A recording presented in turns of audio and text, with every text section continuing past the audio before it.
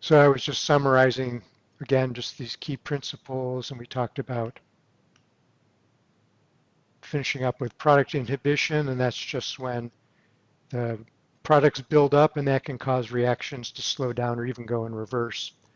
And so the challenge then of metabolism is to balance these various issues. So when we think about the cascade of reactions in metabolism, again, they're often given to us as a fixed set of reactions that all happen with a fixed amount of free energy or entropy change, but that's not actually the way it happens in cells.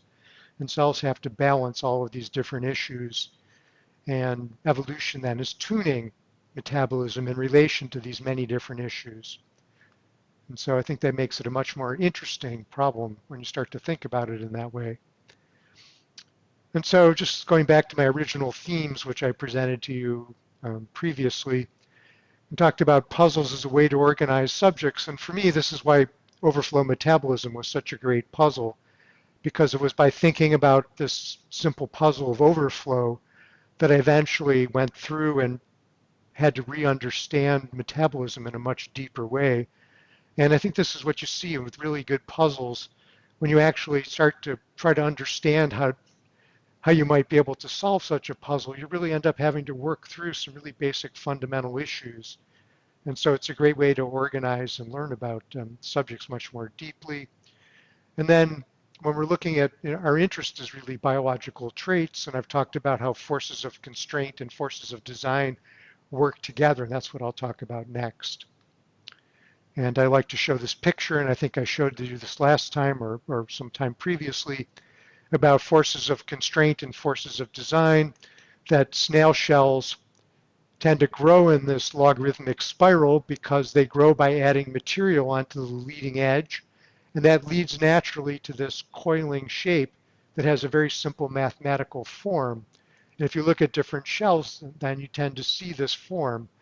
But the shells vary a lot around this basic structural form. So the coiling sets a basic shape, that's a constraint on form, but around that constraint, natural selection varies the shells by quite a bit, or the growth of horns also tend to grow in a particular way and so have characteristic shapes. And so whether these organisms are, you know, are those horns look that way because of fighting, that the males are fighting, or do they look that way because they grow in a particular way? And the answer is both. There are physical constraints on their form, and then there are functional constraints in terms of what the organism does and how natural selection shapes form.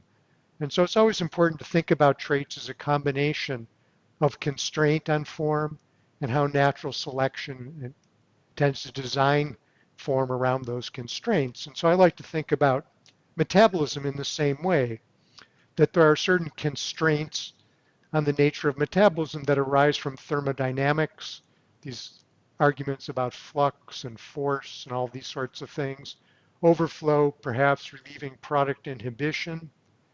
But what actually, those are constraints that arise by thermodynamics, but what actually causes some organisms to have different tunings of metabolism, to do metabolism in slightly different ways, and those are aspects of design. But if we think about constraints then that might affect overflow, one of the key constraints is what's sometimes called proteome limitation, which is that cells have a limited number of proteins, and proteins are catalysts which drive reactions. And so if we imagine that there's a certain amount of protein available in the cell can use those proteins to drive the TCA cycle and then allow this part of the flux to increase, and that would reduce the need for overflow. But then those proteins also have to be used to help the cell grow, because cellular growth requires proteins in order to drive the processes that add molecules and allow cells to divide. And so there's a constraint on the number of proteins available. And so if cells are going to grow and devote more proteins to growth, they'll have less protein available for driving metabolism. And so that fundamental trade-off is a limitation or constraint, which then can relate to overflow. If cells are going to grow fast, they have to allocate more proteins to growth, which reduces the proteins to catalyze reactions and reduce the resistance of reactions through this part of metabolism. and that's going to tend to increase the amount of overflow. And this is one of the most popular explanations now for overflow is protein limitation. The idea then just that there's this limited number of proteins, and people do experiments where they manipulate the amount of protein limitation by expressing proteins that don't do anything, that reduces the number of functional proteins and increases this constraint, and they see what happens. And one of the things that you see if you increase protein constraints is there are fewer proteins for this part of metabolism, and you get more overflow. So protein allocation and limitation is a fundamental constraint on metabolism and can explain a large degree of overflow simply by this constraint.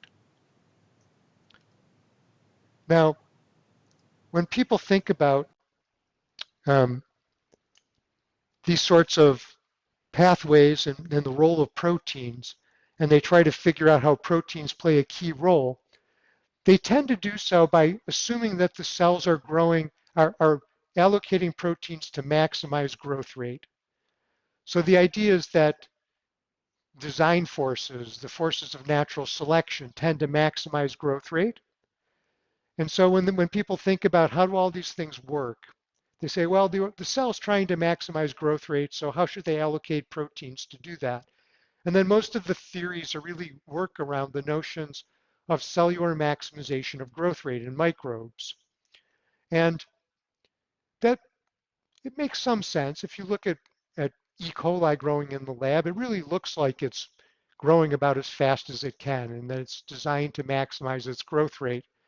But actually, over time, people have begun to realize that maybe that's too simple just to imagine that all cells do is that they're designed to maximize growth rate. And here's a quote from a person who actually wrote the paper on protein limitation. In a later paper, he said, in the past, changes in gene expression and metabolic strategies across growth conditions have often been attributed to the optimization of steady state growth rates. In other words, when people try to understand metabolism, they just simply try to understand how different metabolic strategies have to do with maximizing growth rate. However, mounting evidence suggests that cells are capable of significantly faster growth rates in many conditions, including supposedly poor carbon sources.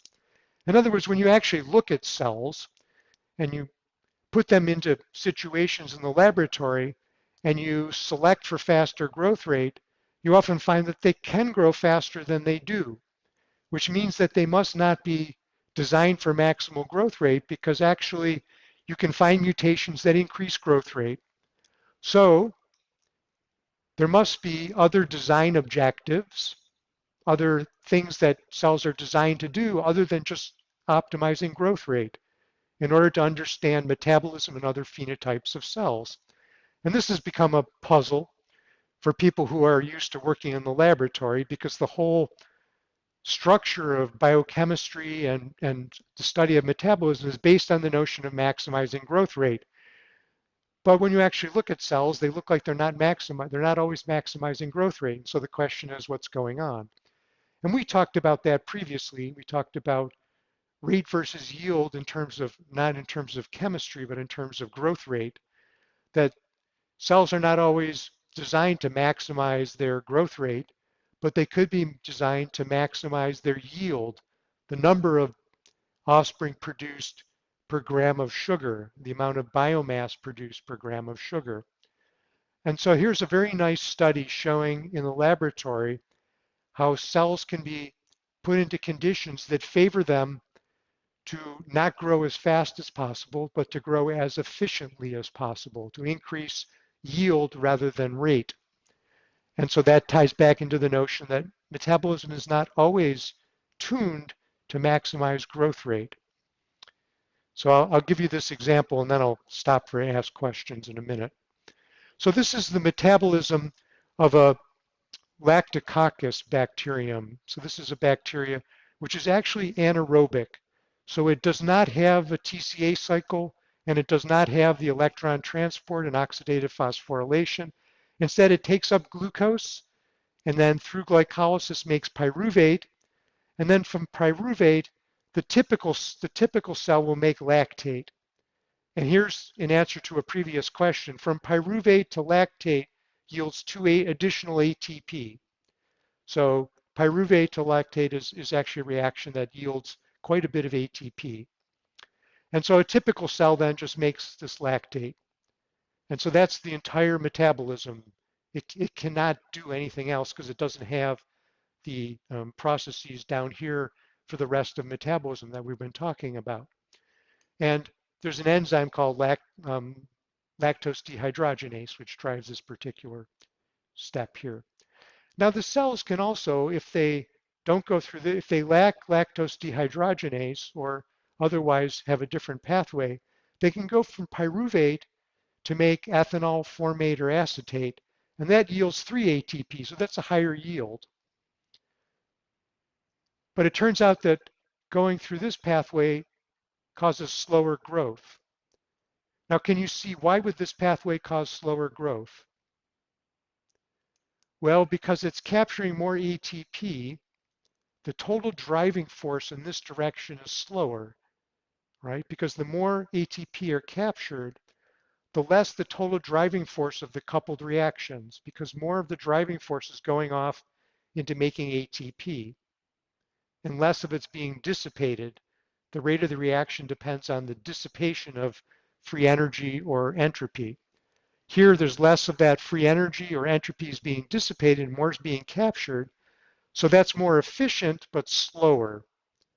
So actually in wild type in nature is mostly this pathway, but the cells do have this capability.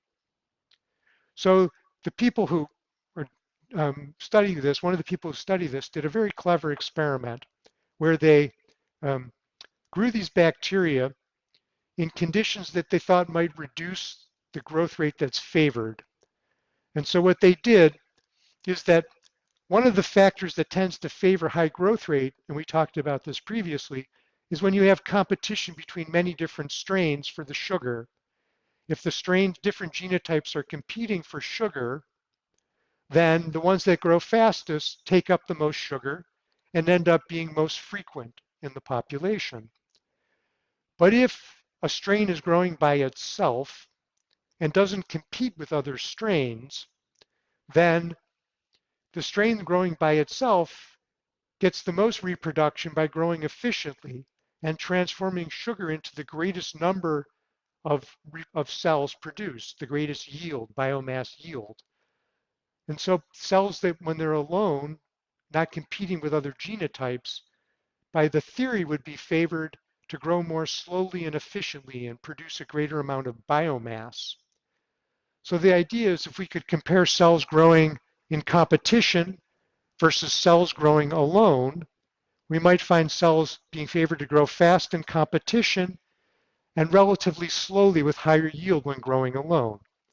And so this study was able to look at that by comparing the growth conditions. Now to grow the cells in competition, they just mix the cells together as is typical in the laboratory. And here that's called suspension. And when you mix the cells in suspension, what they did is they started out with a mixture of the slow growing and the fast growing strains. That's here. You have a slow growing strain here that does this. You knock out lactose dehydrogenase, and so it can only do this and it grows slowly and efficiently. Or this strain that has lactose dehydrogenase grows fast but inefficiently with a lower yield. And so they started out competing strains and they grew them mixed up in suspension, and the slow growing strain disappeared very quickly and the fast growing strain outcompeted it, as we would expect. On the other hand, and here's the clever part of the experiment, what they did is they grew the cells in an oil emulsion, and then they had little water droplets. And each water droplet tended to have either 0 or 1 cells in them at the start of the experiment. And so each water droplet in the emulsion, if it had bacterial cells, had cells that were growing as isolated clones, not in competition. And so they went through a phase where they let these isolated water droplets in oil grow alone and use up all the sugar. And then they sampled the cells in proportion to the number of cells in each water droplet, and they formed another generation. So the cells then are getting the highest fitness if they produce the greatest number of total progeny cells, the highest biomass. And when you grow cells under those circumstances, the slow-growing strain outcompeted the fast-growing strain. So that shows that when cells are growing in isolation, they tend to grow slowly and efficiently. And when they grow in mixed competition, they tend to grow fast and inefficiently. Now, this is technically not overflow metabolism, but it's essentially the same, because what you're doing here is to grow fast, you're overflowing lactate, and you're getting a lower yield. And this is a slower, more efficient, higher yield pathway. So this was like overflow. Here, you're overflowing some food that could be used, and you're not using it in order to grow faster. Here, you're using the food most efficiently and growing more slowly. So this is like overflow. This is like using the full pathway. And so what we're seeing is this is like overflow to grow quickly, and you see that when the cells are mixed and in competition and growth rate is favored to be quick, the cells tend to overflow. When cells are in situations where higher yield is favored, they do not overflow. And so let me pause for a minute there, and we'll check in for questions. So do you want to ask any questions about that?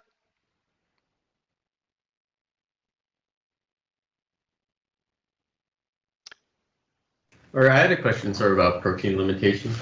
Yes. So I was confused on how like more of certain proteins would affect other proteins if they don't compete for binding partners or like substrates, that kind of thing. Is it just like having more total protein reduces the like relative concentration of certain proteins and that affects their dosage? Yeah, the idea is that the cells have a limited amount of protein, and for the But most like, part, that seems to hold. I mean, you can imagine cells might make more protein, but if they make more protein, cells are pretty crowded. mhm. If you're going to make more protein, you're going to make less of something else, and you're going to have space for less of something else.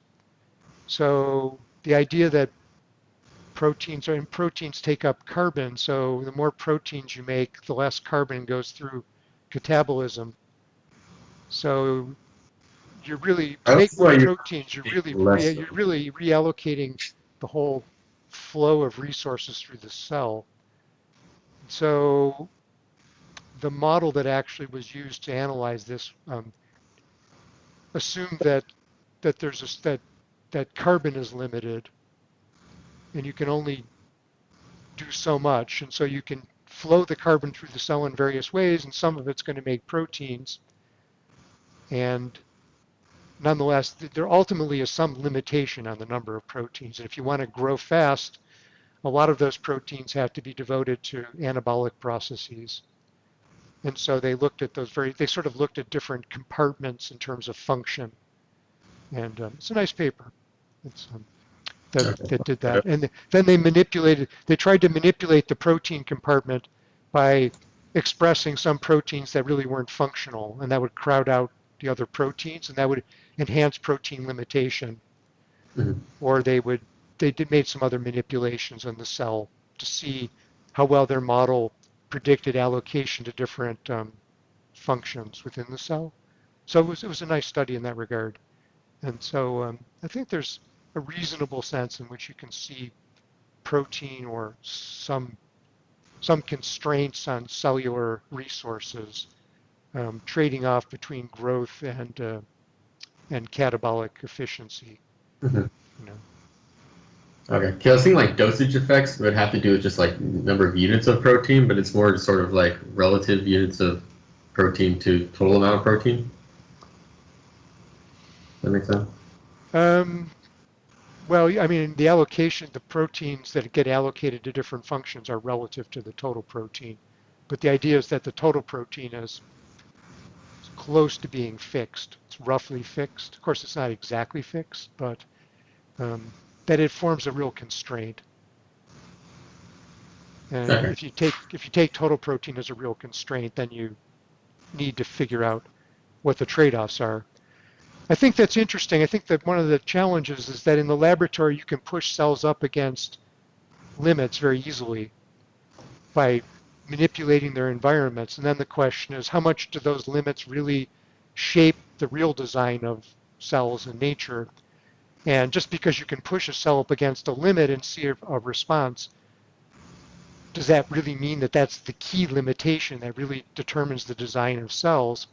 And this is one of the real challenges of laboratory studies, is that what we can do in the lab most easily is find these constraints.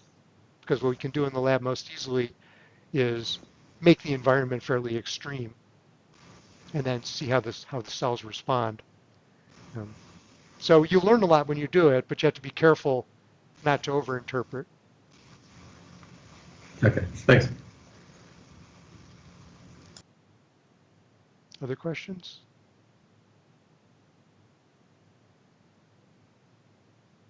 Okay, we'll continue on. You know, the PowerPoint type things can be a little dull, but I think in this subject, I couldn't figure out any other way of explaining it except for with the pictures, so we'll do it. Hey, Steve, can I follow up on Brian's question? Yes, definitely. So it seems like you were saying that the main driving force is really the amount of protein in the cell, but could it also just be the effects on like transcription and translation of those other proteins, either due to the metabolism or just from the the high presence of proteins in general? Um, well, I'm not sure exactly what you're asking, but I think the answer is yes. I think that, you know, all these things can matter, but I think what was nice about the particular study was that they came up with some clever ways of manipulating total protein as a limitation to see how their predictions would be met by their cellular response. So this is what I like, you know. They made nice, strong comparative predictions. Okay, if this is right, and we add a whole bunch of proteins that really aren't really functional, but we make the cells express them to crowd out other proteins, and we're right about things, then we should get the kind of broad response that we expect, which is an increase in overflow and some other general changes in cellular physiology. And they generally saw those things. And I think that going back to our discussions on causality, I think that that's a good thing to do because it's, of course, possible that, I mean, proteins do everything. So you can imagine, well, it could be that proteins are also doing X or also doing Y. And the answer is they are doing those things, and those things probably matter some. But by making a nice manipulation, we can see that there's a pretty good apparent cause and effect relationship that turns on this constraint. So it's an indirect way of answering your question. I mean, I don't know that people have studied, I probably haven't studied every single possible role that proteins might be playing, and all of those things can be true. On the other hand, one would have to ask the question, suppose we pushed up the cells against a transcription translation constraint, because cells are also going to face that constraint. And rather than total protein, maybe it's total rate of transcription or total rate of translation that matters. And I suspect if you push cells up against those constraints, you'll also see a response. So this is one of the challenges of experimental science, is that if you're a reasonably good biologist and you come up with a pretty good idea about if you push cells up against some constraint, you're going to see something interesting, the answer is usually you do. And you tend to see what you look for. I think this is one of the real challenges in cellular biology. And one of my complaints about the field is that people are too quick to jump to the conclusion, okay, now we have the answer. So I was going to get to that later. This protein limitation idea is strong and compelling, but it's what I like to call a partial causation. It's partial causation in the sense that if you make a particular manipulation, you get a particular response. That doesn't mean it's the most important cause. All that's been demonstrated is that it is a partial cause. And now your challenge is to rate that partial cause in relation to other partial causes, of which there are many. So I think that that's a general answer to the question you asked, is that we need to do these things. And this paper wasn't published in Nature, and it was a beautiful paper, and it makes a big impression when you read it. But you need to take it into account that um, we only see what we look for, and that is obvious. But you don't get published. Maybe you don't get published in Nature if you're too reasonable. So the argument from this paper was, now we have the answer. It's protein limitation, and I think that's probably a little too extreme. Okay. Oh, I see. I've been showing here. Okay. So here we are. So to make that point, that was a good lead-in to another point I wanted to make, which is that there are other trade-offs, other limitations that have a very big effect on cells. So this is actually quite relevant to what I was just talking about. So I was going to change here and just point out that membranes are often the locus of many trade-offs. So for example, this is a picture of electron transport, which drives oxidative phosphorylation. And membranes can be more or less leaky. That is, they can leak protons and electrons or other molecules. And membranes then become the site of many trade-offs because food has to be taken up through the membrane. And so the more porous the membrane is, the more leaky it can be to protons and electrons. And that can make electron transport more or less efficient. Oxidative stress from the environment comes through the membrane. Antibiotics come through the membrane. So the leakier the membrane is, the more susceptible the organism is. But the leakier the membrane is, sometimes the faster food can be taken up. And the leakier the membrane is, sometimes the more dissipation there is of the proton gradient that drives oxidative phosphorylation. You can be less efficient. So there are many trade-offs that happen around the membrane. Leaky membranes increase rate and decrease yield because they can allow flux to go faster through electron transport, but can make electron transport less efficient. So they can reduce bottlenecks in product inhibition that might build up and reduce various disequilibria. In prokaryotes, leaky membranes associate with faster food uptake, less efficient ATP conversion through electron transport, greater susceptibility, I talked about those things, to antibiotics and attack. And so you have then another constraint, which is the membrane leakiness is a general constraint, and that can be tuned evolutionarily by selective pressures to alter fitness, costs, and benefits. If you try to prevent sensitivity to oxidative stress, you might make the membrane less leaky. That might make it harder to take up food and so on. Depends on the trade-offs that are happening through the membrane, but the membrane is likely to be a site of many trade-offs that have a very big effect on metabolism and many other traits. And so this just emphasizes my notion that traits are always this relationship between constraints on form that arise from membranes or from protein limitation or from patterns of growth. And then what's favored? Is faster growth favored? Is higher yield favored? Is preventing susceptibility to antibiotics favored? Is taking up food faster favored? So you see that these trade-offs come into play. And again, then you tend to see what you look for. If you look for membrane constraints, you'll see them. If you look for protein constraints, you'll see those. And so then tying into what I was saying previously, solutions are always about partial causation. And so if we look at protein limitation, right, this is a partial causation explanation in the sense that if we enhance protein limitation by, let's say, expressing some proteins that don't do anything and so crowding out the proteins, we'll tend to see an increase in overflow because we see a reduction in proteins available for the TCA cycle and proteins available for growth. And so we get a partial causation comparative prediction, which is the greater protein limitation, the greater we expect overflow to be.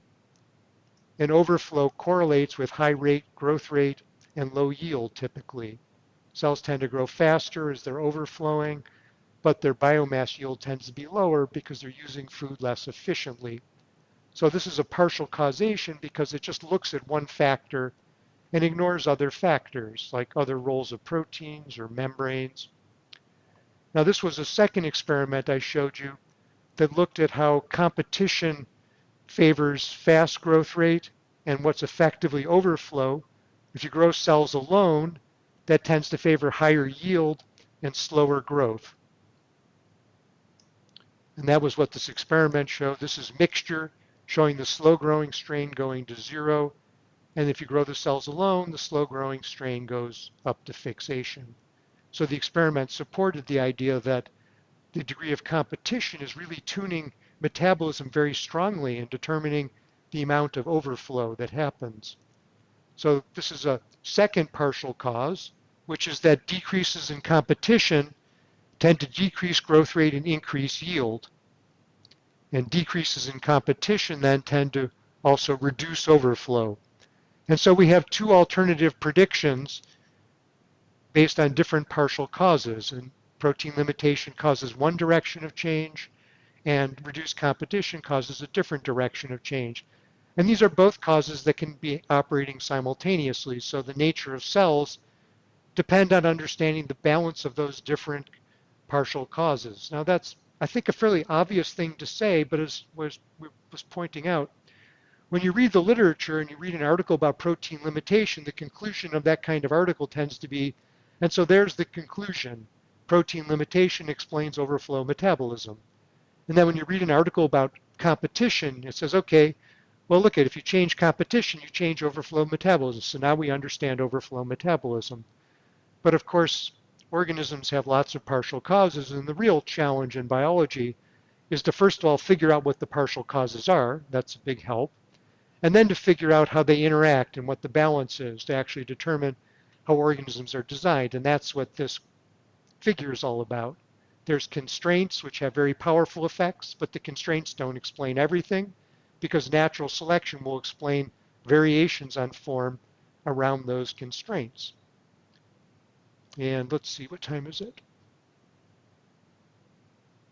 It's 11:43. I'll stop for questions, and then I have one other story if there's time.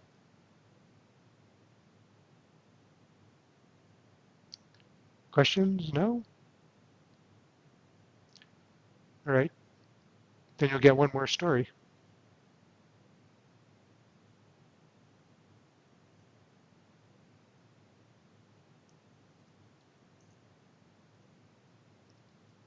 So here's the last story. It's quite an interesting one. This is a yeast, Saccharomyces pombe, and what's interesting in this study was that they looked at different variants in natural populations and lab populations. They had 161 variants, and they found a single amino acid variant for the pyruvate kinase gene, which was associated with the amount of overflow and the nature of metabolism, and that some of the variants had one form and had more overflow metabolism, and other of the isolates had the other form and had less overflow metabolism, suggesting that there's natural variation for this trait. So those with a high activity variant of this gene had higher glycolytic throughput, faster growth, lower yield, greater acetate overflow, and less respiration. Respiration is the use of oxygen. And so they had less of the TCA cycle and oxidative phosphorylation. So basically these are overflowing, growing faster, and they had this high activity gene of pyruvate kinase. So basically pyruvate kinase is one of the steps to making pyruvate. And so by making pyruvate more quickly, it ended up causing greater overflow and a higher growth rate. There's a lower activity variant which has also occurred in natural populations that had slower glycolytic flux, so took up sugar faster and glycolysis took up sugar slower. It had slower glycolysis, slower growth, but had a higher biomass yield per gram of sugar uptake, less acetate, or in this case, maybe it's ethanol overflow, I'm not sure, acetate or ethanol, lower overflow, and more respiration. So this is quite interesting when you see natural variation. As I said, there's 161 isolates. 143 of them had the high activity, high growth rate, low yield variant, but 18 of those strains had the low activity, slow growth rate. And one of the real puzzles is that the common lab strain had the lower activity and lower growth rate variant. And typically, lab situations tend to favor faster growth because lab situations tend to have a lot of competition between different genotypes. They're grown in bulk, in batches, with a lot of competition.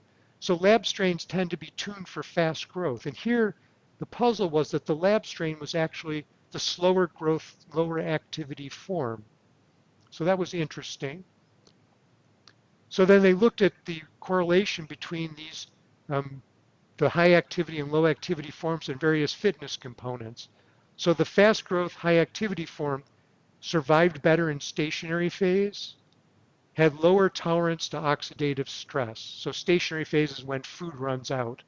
So when the food runs out, these things survive better, but they have less tolerance to oxidative stress. Oxidative stress is basically associated with aspects of oxygen which cause the breakdown of molecules, and cells have lots of ways of dealing with the fact that oxygen is a very strong electron acceptor and can actually damage molecules. And that's called oxidative stress. The low activity form survived less in stationary phase after food ran out, but it had a higher tolerance to oxidative stress. And so the hypothesis was that the lab imposes oxidative stress, and that's why the lab strain had this low activity form that grew more slowly, because it was tolerating this oxidative stress in the lab. So we have growth versus oxidative stress trade-off. The ones that grow fast tend to suffer oxidative stress more easily. There's a growth versus yield trade-off. Those that grow fast have lower yield. The different conditions shift relative dominance of the various trade-offs. Each trade-off seems to be a partial cause, and we might test this by comparative predictions. Now, one of the interesting things, so basically that's just a way of summarizing that we have two partial causes, growth versus oxidative stress and growth versus yield.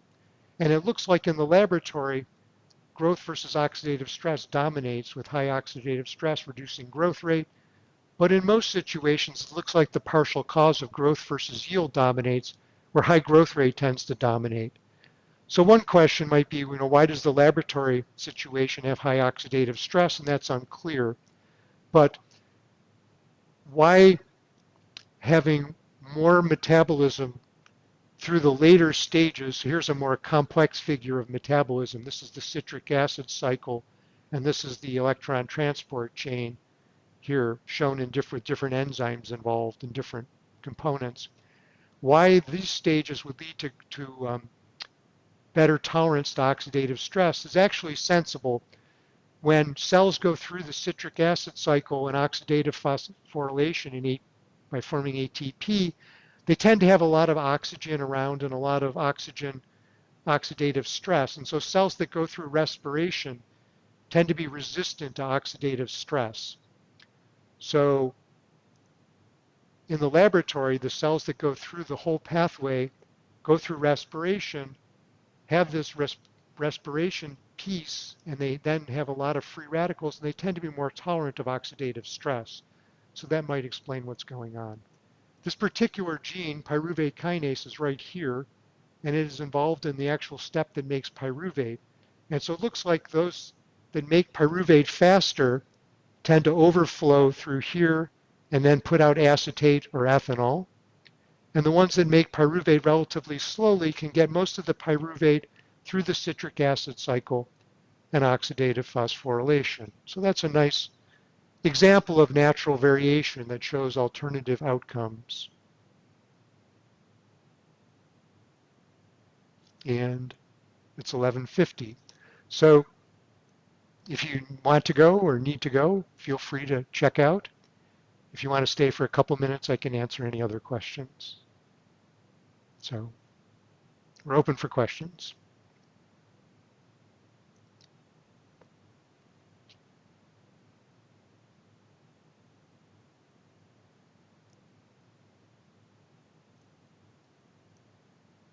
I think I'm just summarizing the key points. Basically, what we've really looked at was um, some examples of alternative processes or causes that would shape metabolic design in one way or another.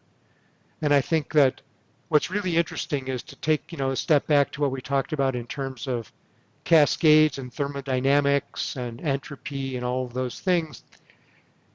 And those things really tie in quite closely to how different natural challenges in the environment will tune metabolism in different ways. And so on the one hand, we have this very strong constraint of thermodynamics, which determines how entropy can be changed and captured to drive processes. On the other hand, we have the variation of natural history, which is tuning organisms to have very different biochemistries around that core metabolism. And so then we can really begin to understand the nature of variation in life around the duality between constraint and forces of design by natural history. And I love to see this in terms of biochemistry because historically as an evolutionary biologist, we weren't really in a position to say much about biochemistry and how biochemistry is shaped by natural forces. Biochemistry was really kind of owned by the biochemists who just told us how it was. But now what we can see is we've moved to the point where we can measure things in a sufficiently refined way that we can see that biochemistry is how the biochemist said it is, but that there's a lot of variation around that core that really ties into natural history and really shows us how organisms are designed. And so that's why I think this is really such an exciting subject right now, because it's really transforming a subject which is a very classical aspect of understanding core aspects of metabolism in organisms that's traditionally one discipline in biology is now connecting up with many other disciplines that really ask questions about how organisms are designed and what forces are involved and how do we study these complicated questions about natural history in terms of why organisms look the way they do and so on. And you see these things being connected up for really the first time across such a span of different subjects. So that's why I spent so much time on it, because I think it's really one of the most interesting subjects right now. I sort of feel like if you can think about core metabolism properly, there's probably is not anything in biology which you can't then think about in a fairly clear way, which is to say it's not so easy to think about core metabolism, but on the other hand, it's not impossible. You can really see what the challenge is fairly clearly.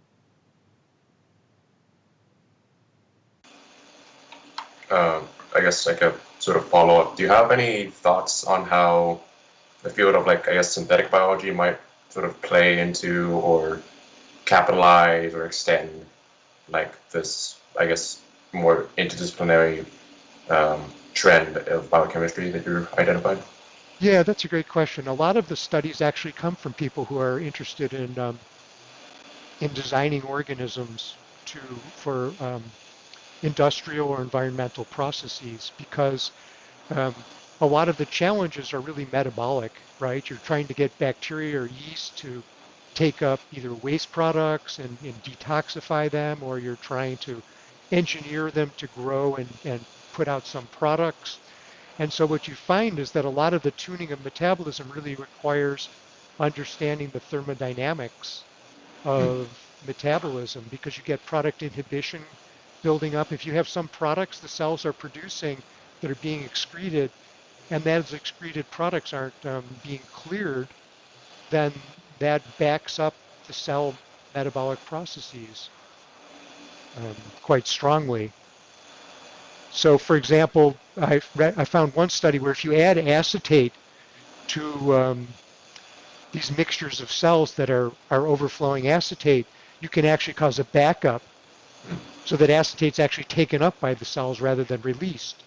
Everything is concentration dependent. And so this is really the central challenge of engineering is to think about distributed metabolism is what I like to call it, right? You're processing molecules not just through one cell, but through many cells, through a cascade. And you have to take into account that it's thermodynamically feasible You have to take into account how fast it happens in terms of catalysis and thermodynamics. And you have to take into account product inhibition, which might cause a backup in any stage and cause the whole process to come to a halt.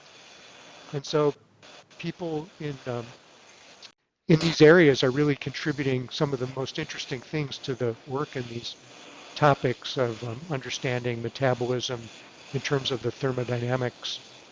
And then they're asking questions about, then they have to worry about evolution, because when they impose particular environments, the microbes evolve because the generation time is fast enough that mutations arise and you get a real evolutionary response. And so you have to be aware of how an industrial process is going to affect the evolution of the microbes in a particular environment. So they end up asking all of these questions. And again, a lot of the interesting literature is coming from the engineering side of things. So you're seeing a really nice interplay between, or you should see and are seeing some nice interplay between the engineering side of questions and some of these more basic questions that I think touch on general aspects of biology. Another reason why I think it's a really exciting time in this field. Is there, I guess, one like paper that comes to mind that like would be a nice like starting point or for like a literature search or group? No, I don't. You know, the subject that I found most interesting was is waste detoxification. There's a nice literature. If you send me a note, somebody asked that I make posts not privately but publicly. So you send me a note and I'll post in the follow-up notes for this class.